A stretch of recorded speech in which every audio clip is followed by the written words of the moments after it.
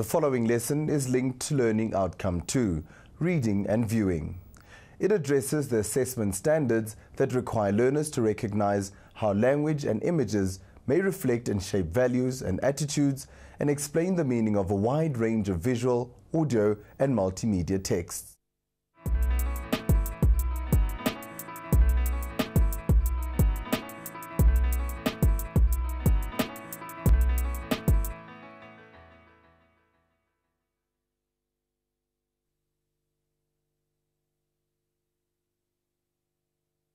Hi, I'm McFarlane Muleli.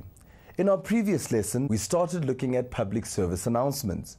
We learned that public service announcements, or PSAs, are adverts that promote social messages, like "it's dangerous to smoke," or adverts that try to get people to support worthy causes like the Starfish Foundation.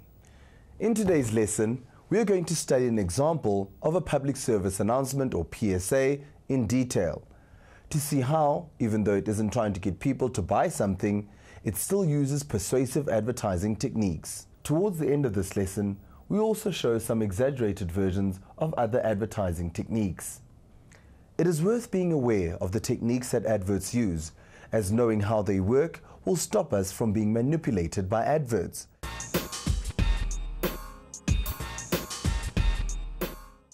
By the end of this lesson, you should be able to analyze a public service announcement using the AIDA principle, use advertising terminology in your analysis, give examples of some of the techniques that advertisers use to persuade people to buy products. You'll remember from our previous lessons that adverts are designed to appeal to a certain target audience and that they're often based on the AIDA principle. The AIDA principle states that for an advert to be successful, it must meet 4 rules or criteria. It must attract attention, keep interest, create desire, and cause the viewer to take action. Have a look at the following public service announcements and see if you can work out who the target audience is and how it is following the AIDA steps.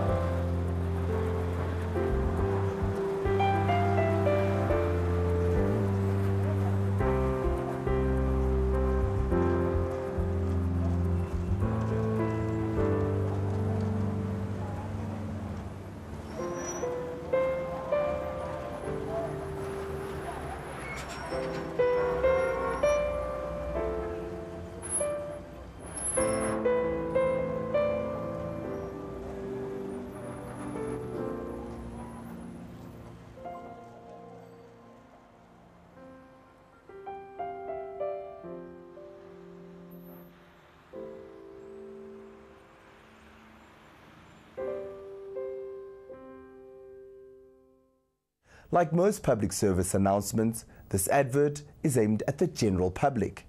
However, in particular, the advertisers are appealing to people with the financial means to support project literacy or those who can help people learn how to read and write in some or other way. Now, let's apply the AIDA principle to this advert.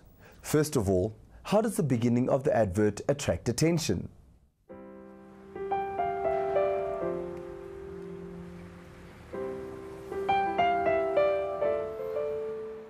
So, what caught your attention? You may have noticed the Hillbrow Tower. This may have caught your attention, well, because it is a well-known Johannesburg landmark.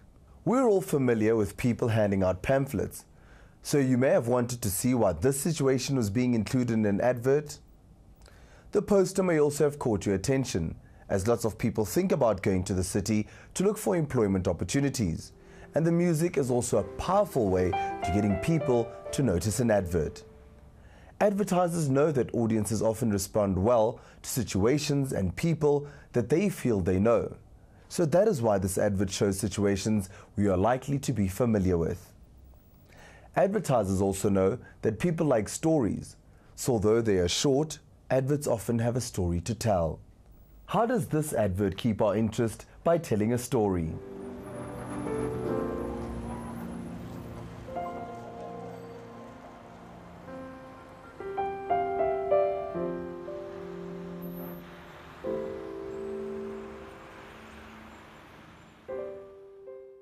The advert creates an interest by telling a story through images and music.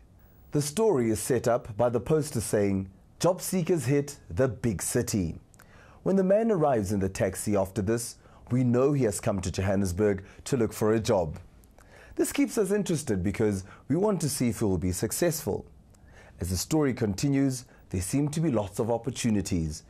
He looks in at a shop window but fails to notice the help wanted sign. He finds a lost dog but fails to see signs advertising a reward. By this time in the story, we are starting to suspect that this man can't read. And this suspicion is confirmed when he lies down on a park bench because he cannot read the wet paint sign. The conclusion of the story is that it is unlikely that the man will find a job because he can't read. So, this advert catches our attention by showing us familiar places and situations and keeps our interest by telling a story. But how does it make us want to support the project literacy?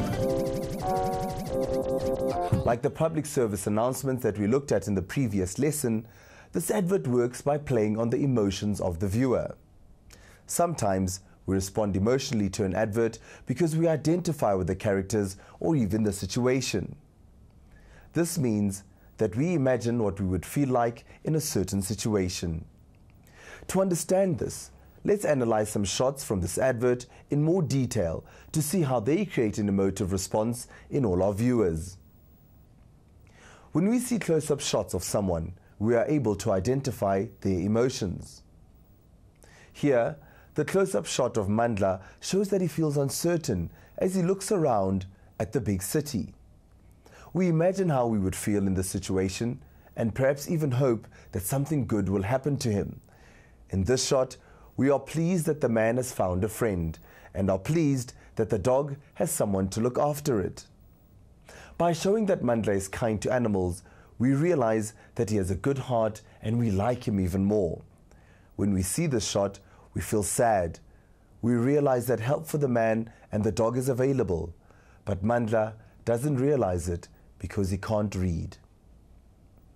This shot again makes us feel sorry for Mandla as we realize that his clothes will be ruined and he will be embarrassed.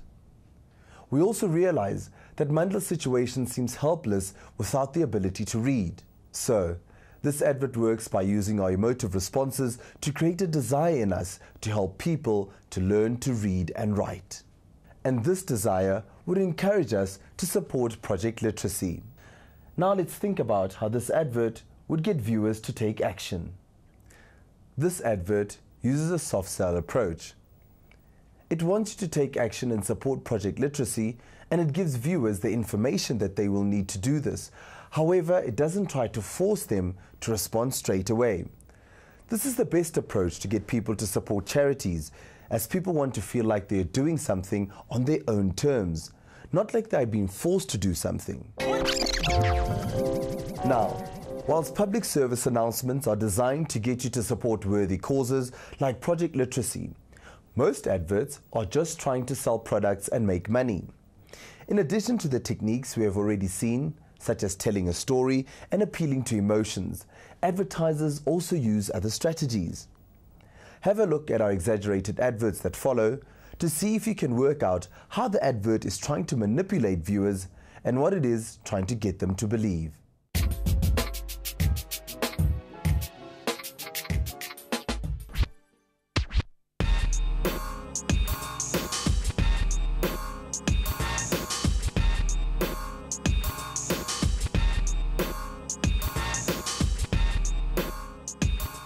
Good times, great taste. Friends share memories at Mickey's Beggars. Tired of frizzy, unmanageable hair? Use Herbean shampoo for just 2 weeks and you will look like a supermodel. Herbean shampoo for frizzy, unmanageable hair. I used to be so embarrassed about my toilet that I never used to entertain. But since I've been using Lube-Rite, I can't believe the difference. The water in my loo is now always so bright. I'm so proud of the water in my loo, I'm going to invite my neighbors and friends to come and have a look. Lube-Rite, the toilet cleaner. Obviously, We've exaggerated the advertising techniques in these adverts to help make it easier for you to spot the persuasive techniques that were being used. Were you able to tell how each advert was designed to manipulate viewers? The first advert plays on our desire to have friends and enjoy good times with them. The advert persuades us that having a meal at Mickey Burger is a great way to spend time with friends. While adverts like these also give limited information. We are told that Mickey Burgers taste great, but we aren't told that they are full of fat and refined flour, or that eating food like this is linked to obesity. The shampoo advert makes it seem as if the only thing standing between viewers looking like supermodels is buying the right shampoo. Adverts like this may use models or celebrities, or before and after photos to convince people that their product will make them look fantastic. They also suggest that to be a valued person, you need to have pretty hair, and that if your hair does not look good, you won't feel good or be successful. Our Herbine advert also doesn't tell the whole story. We don't see the team of hairdressers and makeup artists who help create the after picture. Nor do they point out to us that beauty is skin deep. There might well be more important things than your physical appearance to make you an attractive person. The third example plays on our desire to be perfect and avoid embarrassment. If you believe adverts like these, you will think that it isn't enough to have a clean and hygienic toilet, but that the water in the loo needs to be bright as well. Adverts like this work especially well in convincing wives and mothers that the product being advertised is the key to fitting in and seeming like superwomen. Adverts like these also define women's roles as homemakers. Think about it. When last did you see an ad like this with a man in it? Although the situation of your friends and neighbors coming around to admire your toilet is highly unlikely, it makes people wonder if they will be judged by the color of the water in their toilet bowl. The examples that we've looked at were obvious attempts to manipulate viewers. However, look out for the subtler forms of same techniques when you're watching TV. If you can spot how an advert is trying to manipulate you, you will be less likely to fall for the message being presented. For another opportunity to analyze an advert, here's your task for the day.